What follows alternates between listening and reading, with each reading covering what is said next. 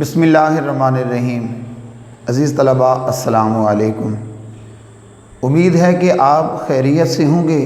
میری دعا ہے کہ اللہ تعالیٰ آپ تمام کو اپنی حفظ و امان میں رکھے، خیر و عافیت کے ساتھ رکھے۔ عزیز بچوں، آج ہم اسلامیات کلاس داہم الدرس الرابع جیم جوز رکوع نمبر 3 اس کے مشقی سوالات وہ پڑھنا چاہتے ہیں۔ پہلی مشقی آیت ہے لَقَدْ كَانَ لَكُمْ فِي رَسُولِ اللَّهِ أُسْوَةٌ حَسَنَةٌ۔ اللہ رب العالمین ارشاد فرماتے ہیں لقد، تحقیق تمہارے لیے رسول اللہ صلی اللہ علیہ وسلم کی زندگی میں بہترین نمونہ ہے، نیک چال چلنی ہے، اچھی چال چلنی ہے۔ اس آیت مبارکہ میں ہمیں سبق کیا دیا گیا؟ اس آیت مبارکہ کے اندر مسلمانوں کو یہ سبق دیا گیا ہے، مسلمانوں تم اپنی مرضی سے زندگی نہیں گزار سکتے۔ زندگی کا چاہے کوئی شعبہ ہو، امن ہو، جنگ ہو، گھر کی زندگی ہو، باہر کی زندگی ہو، مسلمانوں کو یہ تعلیم دی گئی ہے کہ جو شخص بھی آخرت پر ایمان رکھتا ہے، مرنے کے بعد زندہ ہونا، اللہ کی ذات سے ملاقات کی امید رکھتا ہے، اس شخص کے لیے رسول اللہ صلی اللہ علیہ وآلہ وسلم کی زندگی کے اندر بہترین نمونہ ہے۔ جیسے حضور فرمائیں، جیسے حضور کریں، جیسے حضور کہیں، اس کے مطابق جو چلے گا وہی بندہ کامیاب ہے۔ عزیز طلباء، غزوہ احزاب کے موقع پر آقا دو عالم صلی اللہ علیہ وآلہ وسلم عام مزدوروں کی طرح، عام صحابہ کرام کی طرح، جس طرح باقی صحابہ کرام خندق کھود رہے تھے، آقا دو عالم صلی اللہ علیہ وآلہ وسلم اپنے ہاتھ میں کدال کو لے کر اسی طرح خندق کھود رہے تھے، عام مزدوروں کی طرح کام کر رہے تھے۔ ایک صحابی آیا کہنے کہ یا رسول اللہ، مجھے بہت ہی بھوک لگی ہے، بھوک کی وجہ سے میں نے پیٹ پر پتھر باندھا ہوا ہے۔ آپ صلی اللہ علیہ وسلم نے فرمایا میرے صحابی، میں نے بھوک کی وجہ سے اپنے پیٹ پر 2 پتھر باندھے ہوئے ہیں۔ اور منافقین کو اس آیت مبارکہ میں تنبیہ بھی کی گئی ہے، سمجھایا گیا ہے کہ تم مسلمان ہونے کا دعویٰ تو کرتے ہو، اپنے آپ کو مسلمان ظاہر کرتے ہو، اہل ایمان ظاہر کرتے ہو، تمہیں تو رسول اللہ صلی اللہ علیہ وسلم کی پیروی کرنی چاہیے تھی۔ جس طرح وہ محنت کر رہے ہیں، مشقت کر رہے ہیں، تکالیف برداشت کر رہے ہیں، بھوک برداشت کر رہے ہیں، سخت سردی کے اندر خندق کھود رہے ہیں، تم بجائے ساتھ خندق کھودنے کے، کافروں کے ساتھ مقابلہ کرنے کے، تم اجازت مانگ رہے ہو، ان بیوتنا عورہ، ہمارے گھر کھلے پڑے ہیں، ہم جا رہے ہیں۔ خود بھی جنگ نہیں کرتے ہو، دوسروں کو بھی کہہ رہے ہو آؤ، یہاں پر ٹھہرنے کا کوئی مطلب نہیں، یہاں سے چلے جانا چاہیے، اور بزدلی دکھا رہے ہو۔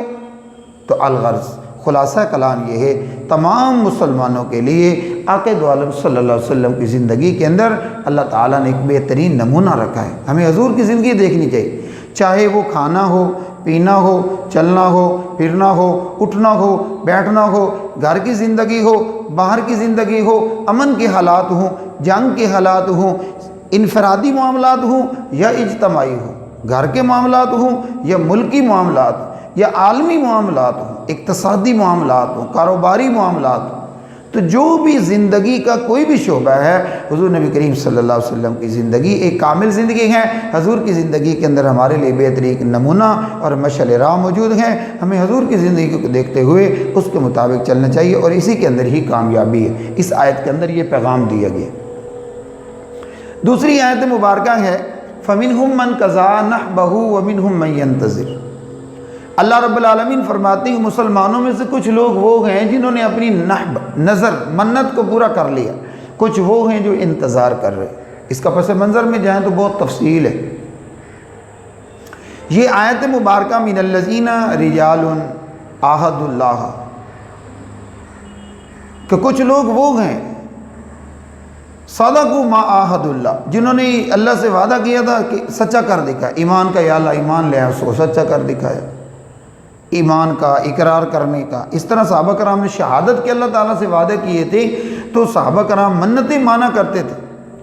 حضرت مصعب بن عمیر، حضرت طلحہ بن عبید اللہ، اسی طرح حضرت حمزہ بن عبد المطلب رضی اللہ تعالیٰ، حضور صلی اللہ علیہ وسلم کے چچا سید الشہداء، ان صحابہ کرام کے بارے میں یہ آیت ہوتی ہے من الذین رجال صدقوا ما عاہدوا اللہ علیہ فمنہم من قضیٰ۔ یہ آیت مبارکہ اتری کہ اللہ سے جو انہوں نے وعدہ کیا تھا، یہ غزوہ بدر کے موقع پر یہ صحابہ کرام پیچھے رہ گئے، انہوں نے منت مانی کہ آئندہ زندگی کے اندر کوئی اور موقع ملا تو ہم اپنی جان کا نذرانہ اللہ کے راستے میں پیش کر دیں گے، اپنی جان کو قربان کر دیں گے۔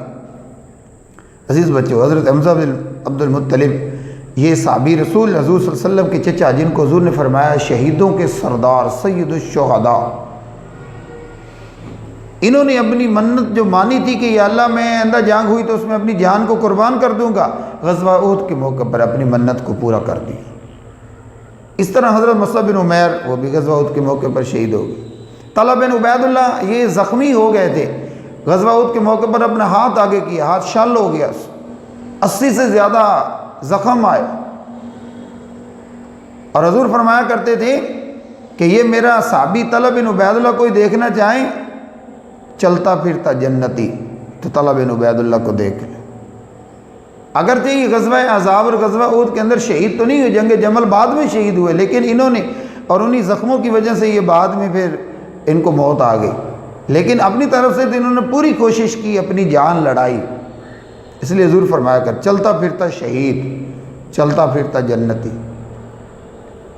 تو یہ صحابہ کرام تھے، انہوں نے منتیں مانی تھی اور اپنی منتوں کو پورا کر کے دکھایا، اپنی جان کا نذرانہ پیش کر دیا۔ اور منت صرف عبادت کی بچوں ماننی چاہیے، فضول کام کی منت نہیں ماننی چاہیے۔ ہمیشہ یا اللہ میں نفل پڑھوں گا، تیری راہ میں جان قربان کروں گا، تلاوت کروں گا، ذکر کروں گا، خیر خواہی کروں گا، ایسے کاموں کی منت ماننی چاہیے۔ باقی صحابہ کرام رضی اللہ عنہم اجمعین بعض انتظار میں تھے، بعض غزوہ احزاب کے موقع پر بھی چند صحابہ کرام شہید ہوئے، ان کی بھی منتیں تھیں پہلے کہ یا اللہ اور کوئی موقع ہے ہم شہید ہو جائیں۔ باقی صحابہ کرام انتظار میں رہتے کون سا موقع آئے، مال تو کیا اپنی جان بھی جو ہے اللہ کے راستے کے اندر قربان کر دیں۔ وَكَفَى اللَّهُ الْمُؤْمِنِينَ الْقِتَالَ، اللہ تعالیٰ کافی ہے مومنوں کو لڑائی کے اندر۔ غزوہ احزاب کے موقع پر عزیز بچوں مسلمانوں کی تعداد تقریباً 3000، کافر 10,000 سے زیادہ تھے۔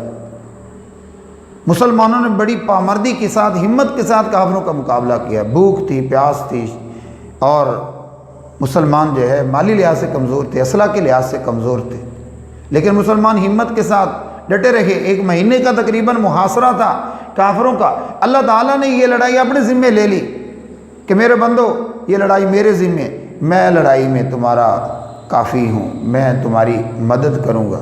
اللہ کی مدد کی طرف اشارہ ہے۔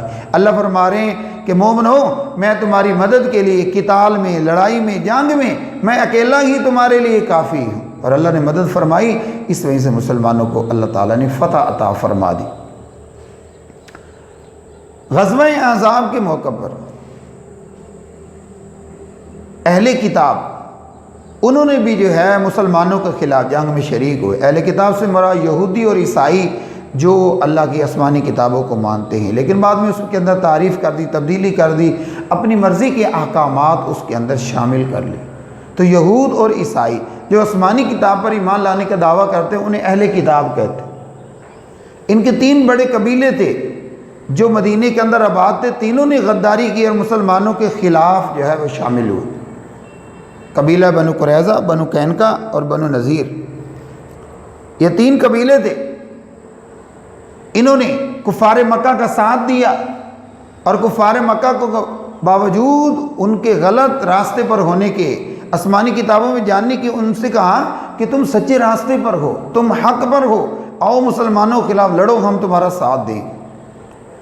اللہ تعالیٰ نے ان کے ساتھ پھر ان کا انجام یہ کیا، اہل کتاب کو اللہ تعالیٰ نے ان کے پاس بڑے بڑے قلعے تھے، بڑی محفوظ پناہ گاہیں تھیں، اللہ تعالیٰ نے ان سے وہ پناہ گاہیں چھین لی، ان سے زمینیں چھین لی، اور مسلمانوں کو جنگ ہی نہیں کرنا پڑی۔ حضور غزوہ احزاب سے فارغ ہو کر یہ جو منافقت کرنے والے اہل کتاب تھے ان کے خلاف تشریف لے گئے۔ 25 دن تک ان کا قبیلہ بنو قریظہ کا محاصرہ رکھا، اور یہ لوگ آخر کار حضور صلی اللہ علیہ وسلم کے بعد مجبور ہو کے آئے، اور حضور نے ان کے خلاف جو فیصلہ کیا، ان کے حضرت سعد بن معاذ کو فیصلہ دیا، انہوں نے فرمایا ان کے نوجوانوں کو قتل کر دیے جائیں، عورتوں اور بچوں کو جو ہے وہ قید کر دیے جائیں۔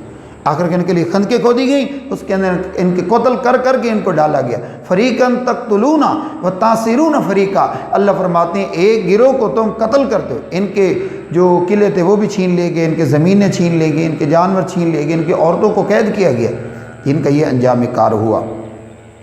اور تقریباً 600 سے زیادہ یہود کو جو ہے وہ قتل کیا گیا، بعض روایت میں 700 بھی آتی، تو 600 سے زیادہ روایات ملتی کافر کو قتل کیا گیا، بعض کو قید کیا گیا۔ یہ اہل کتاب کا انجام ہوا، اور اللہ تعالیٰ نے مسلمانوں کو اہل کتاب پر بھی فتح عطا فرمائی۔ عزیز بچوں، آج کا سبق مکمل ہوا، امید ہے کہ آپ اس سبق کا ترجمہ، تلاوت، الفاظ معنی یاد کریں گے۔ یہ مشقی سوال آیتیں آپ کے سامنے آ گئی ہیں۔ اللہ حافظ۔